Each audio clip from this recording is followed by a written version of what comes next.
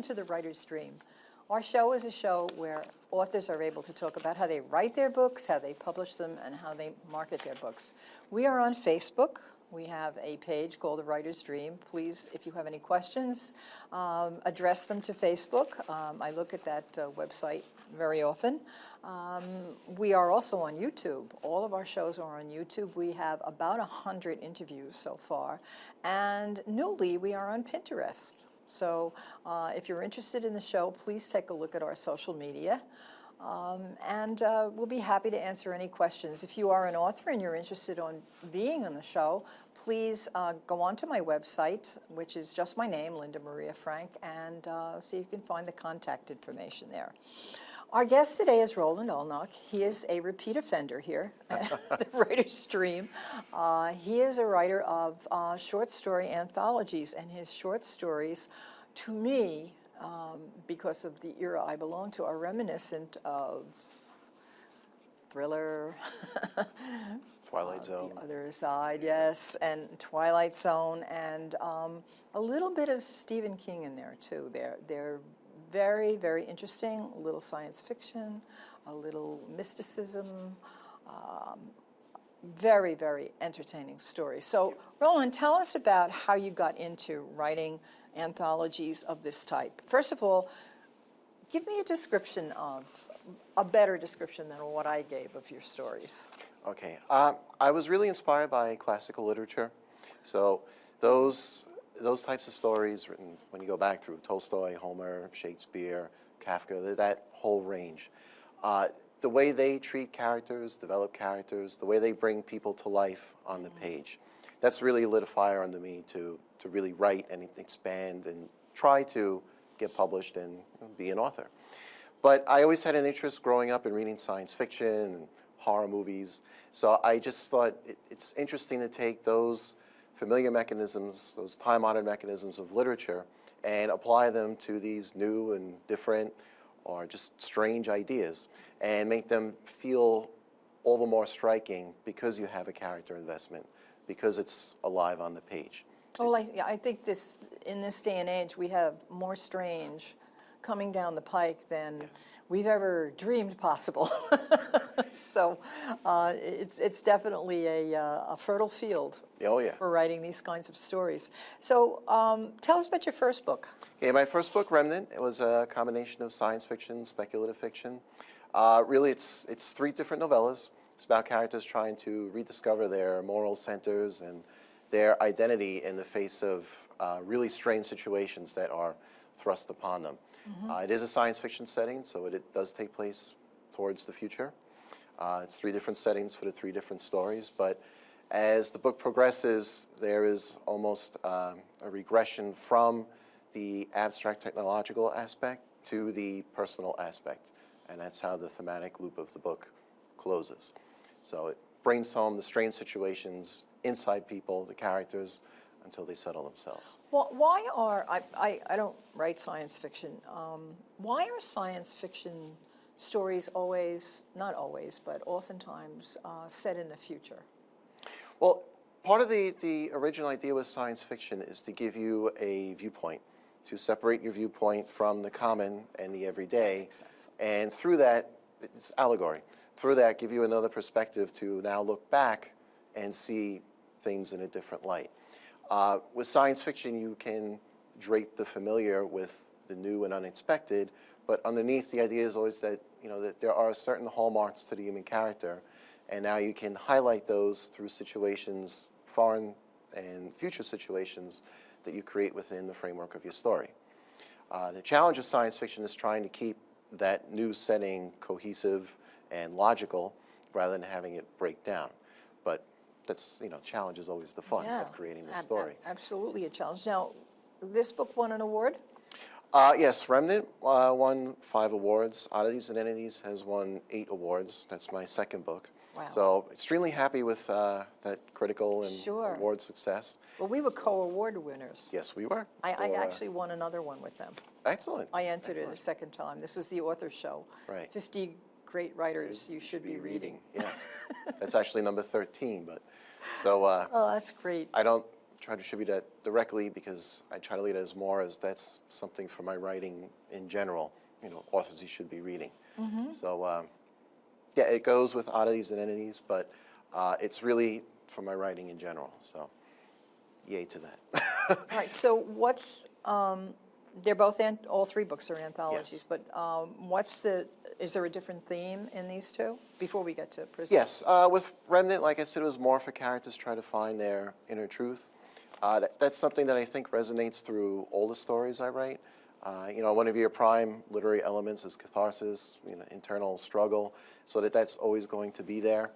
But with Oddities and Entities, I try to, as character-driven as it is, I try to externalize that a little bit, and because it's all contemporary, try to take characters and bring in supernatural or paranormal elements and some speculative elements as well that really are going to fracture them from the society that we know and not necessarily comfortable with in its reality, but comfortable with in its familiarity.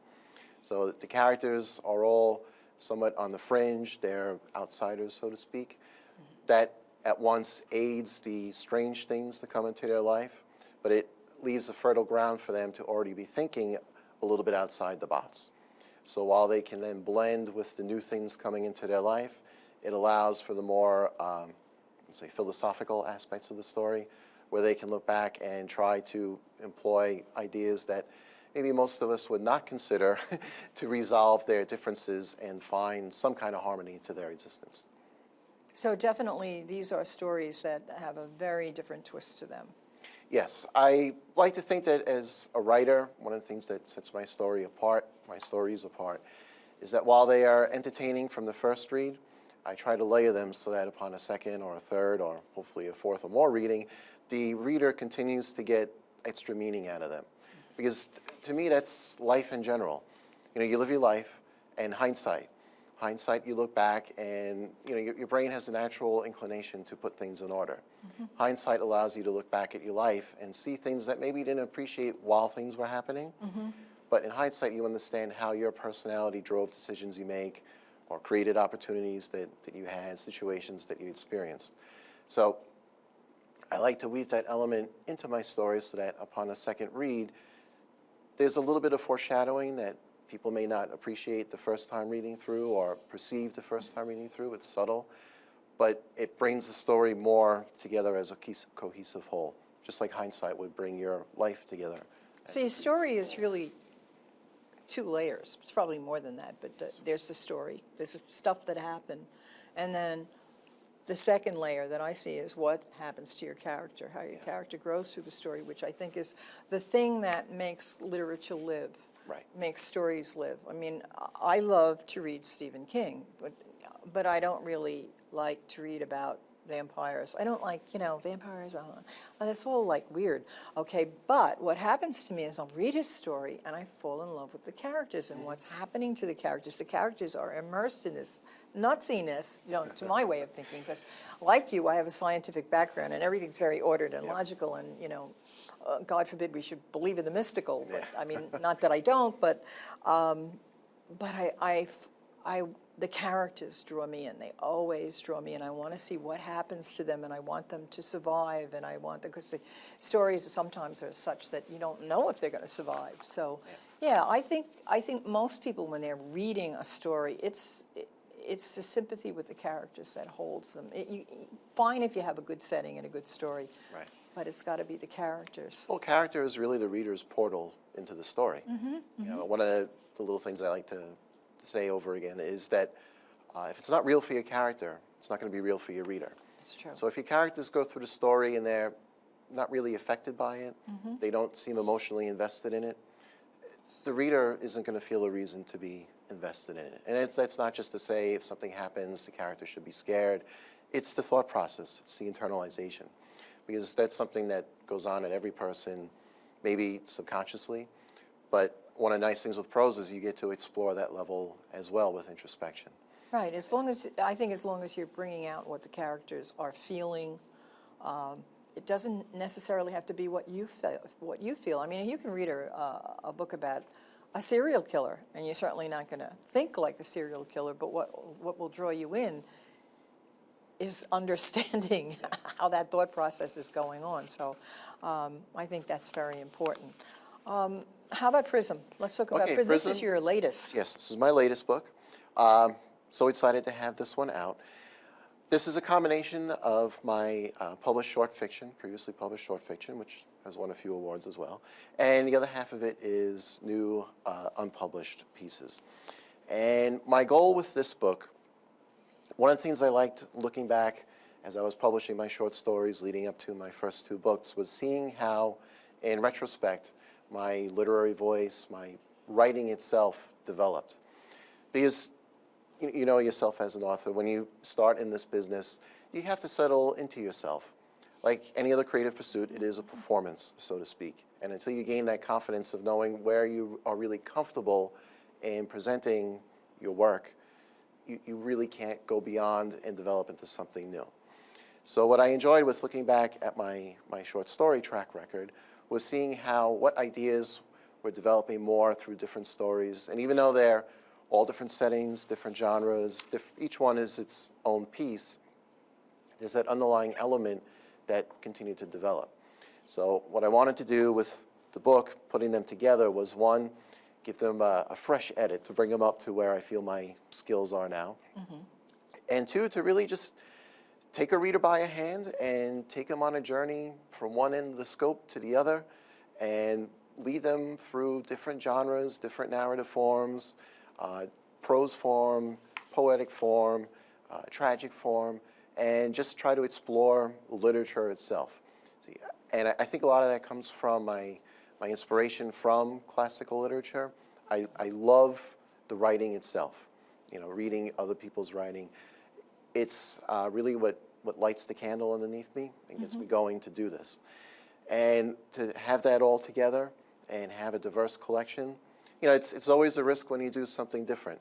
But I feel like I can say, you know, I put a book together that not too many other people have done. Not that they can't, but just that they haven't. So it's always a risk. We were talking about this before, about the fact that a single author anthology is not always the best seller, but the difference here is you're telling stories pretty much in the same literary form. And in here, in Prism, you're telling the same good, engaging stories, but you're using all these, I mean, it's up here on the cover, fantasy, horror, epic, tragedy, fiction, and mythical, which like myth. So that's really a very different, I think, approach. Thank you. Of how to present a book. So what's your greatest challenge, not marketing, we'll get to that, Okay. but what's your greatest challenge as a writer? As a writer is just staying focused from one story to the next. I'm always trying to develop a couple of different ideas in my head at the same time. Always trying to develop a couple of different characters at the same time. Because my stories are character driven, I start writing my story when I'm settled on a character. I have the ideas. The ideas to me are just, you know, collections of circumstances. They don't live unless I find a character to mate with them that jives with them. So once I have that together, then I sit down and write. So your characters are all different in these different They're all stories. different characters, yes. Okay, yeah. All, See, I'm lucky I only have one. all the little voices in my head. All the little voices. Okay, well, that's really what, you know, that's writing. People have said to me, I've had this argument with people about writing as an art form, and people will say to me, well, writing's not really art. You know, usually this is trying to get like a book fair into an art gallery, or some sort of a literary event into an art gallery, and they'll say, well, the writing's not an art form. And I just look at them and I say, you know, you guys, you work with clay, you work with paint, you work with ink. I said, I have to work with the synapses in my brain. What more of an art form, you know, could you possibly come up with that's so original and so, not that every piece of writing you do is original, but it's original to you. Well, I think what's different with writing and being an author is there's no immediacy to people experiencing it. A statue, a painting, music, a stage performance, somebody can just look for a few seconds and get drawn in. With a book, it's very different. Someone has to sit and take the time and invest the time to read.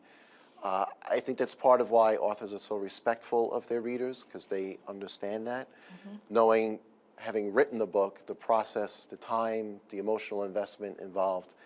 But I think of all the creative pursuits, being an author is probably one of the most difficult, because in some ways I think authors have a lot to relate with actors, because Yeah, as the that's author you have to summon different characters in your head, you have to bring them to life. In some ways I think actors are almost like sculptors, because they take the raw material that an author or a writer may have created, and now they bring it to life in a physical form for people to watch. But there's that framework that the author has built. And to be honest, nobody's going to take an interest in it past the point where somebody want to do a live performance of something, or bring it to life physically, if it doesn't have something that resonates as being alive in itself. That's right. So, And I think, by virtue of what you said, an actor can actually make a very dull character in a book really come alive oh yeah, through their own craft. So, Well, yeah. it's very subjective. yes. And one of the things that they always say about being an author is, there's not a story that hasn't been written before. That's right. Just write it in a way that only you could write it. And I think if you look at authors that really have a lot of success, or whose work is really complimented, they have told stories in a way that is theirs and only theirs. And I think, going back to the corollary to actors, I think, as you said, a dull character could be made alive by a good actor. If you look at certain performances that actors have done over the years, you'll see there are certain roles that after you see the portrayal, you can't imagine anybody else having done that character. They own it. So I feel as authors, we have the same responsibility when we write our stories, is you should write it in a way that, somebody else could paraphrase it, but they can never capture it the way you captured it. And that's the part of you as the author that will carry through your stories and make them your own. It's your writer's DNA. It's your writer's DNA, your literary voice, which is, something I wanted to do with this, is try to display my literary voice. Well, I interview a lot of authors, and a lot of authors tell some very good stories and have some very good books. But I look at these books and I say these are works of literature.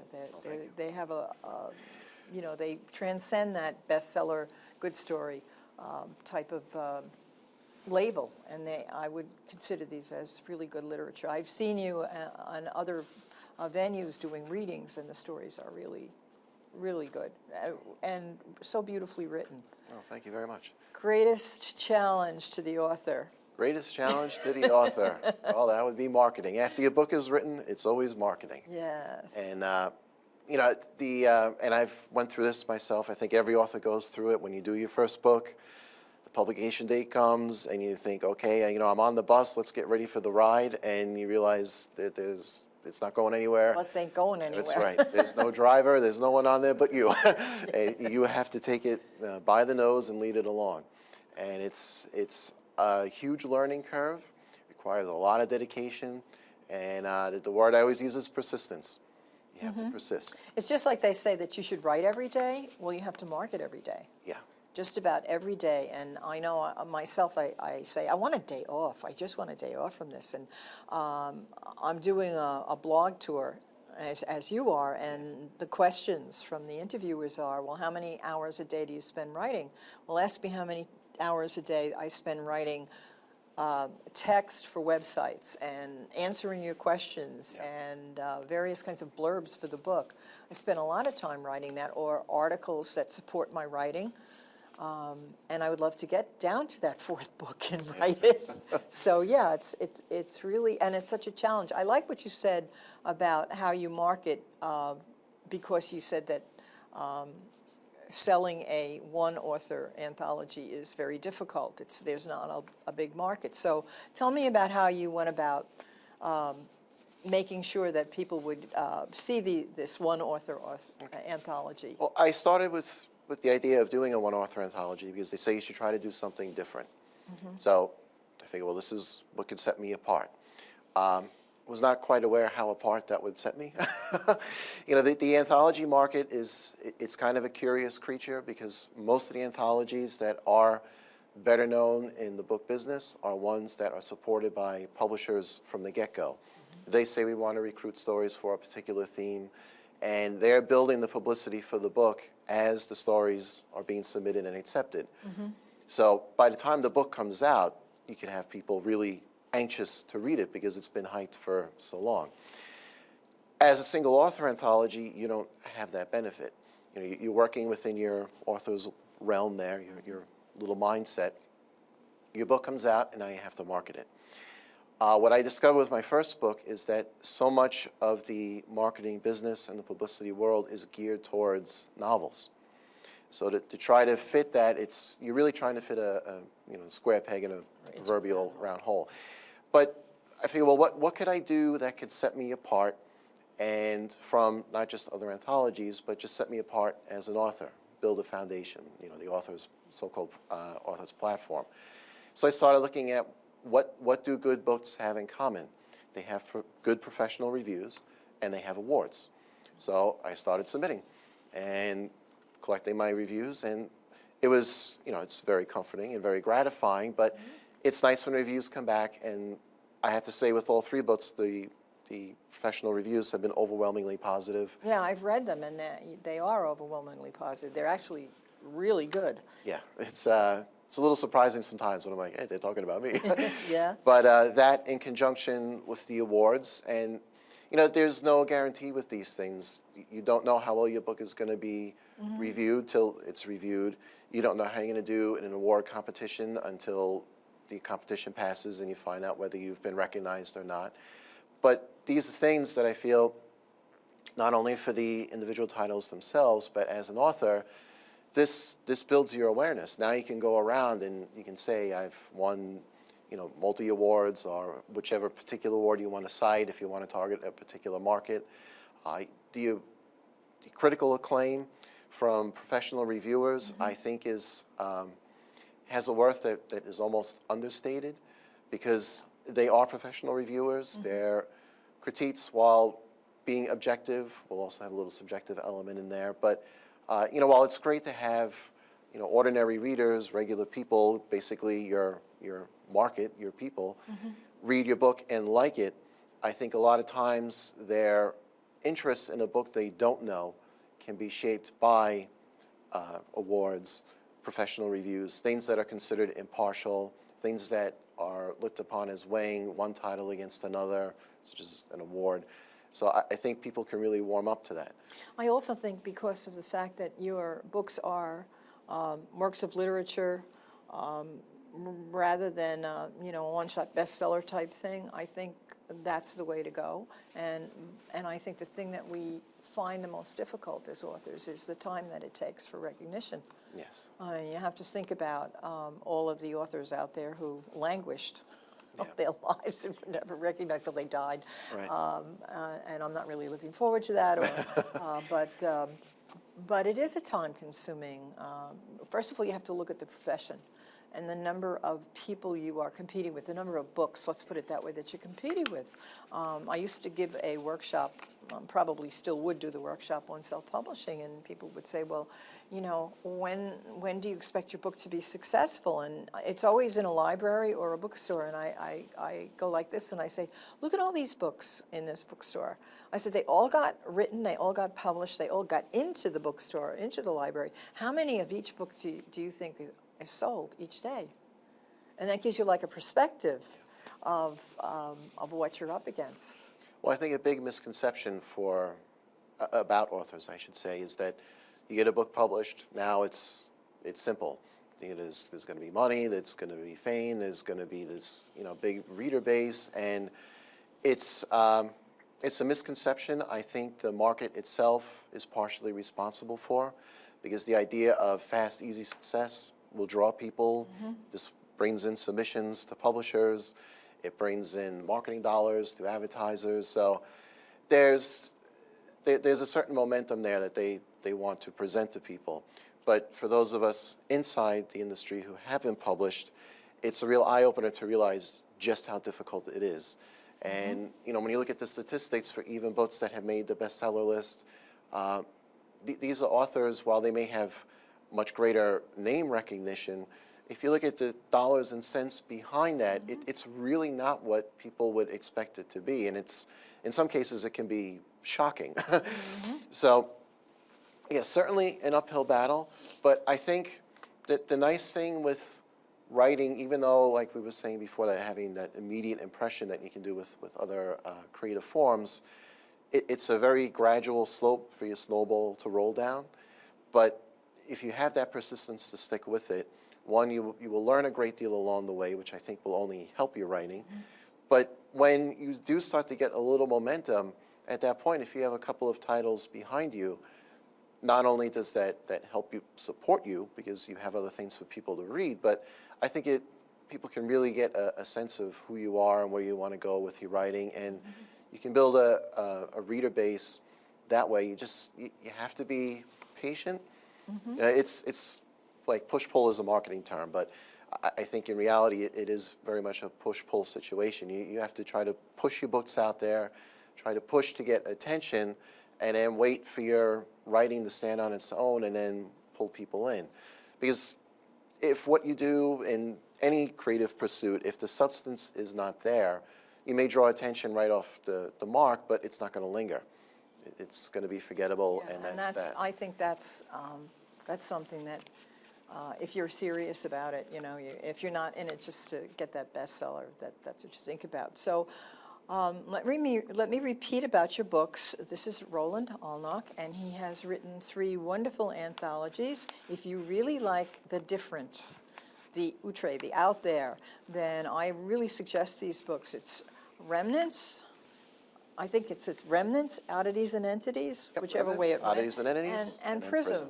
And I just think they're very different, very well worth reading, and I think another venue for you is probably college professor. Not you, but as to get your books out there. Oh, well, thank you very much.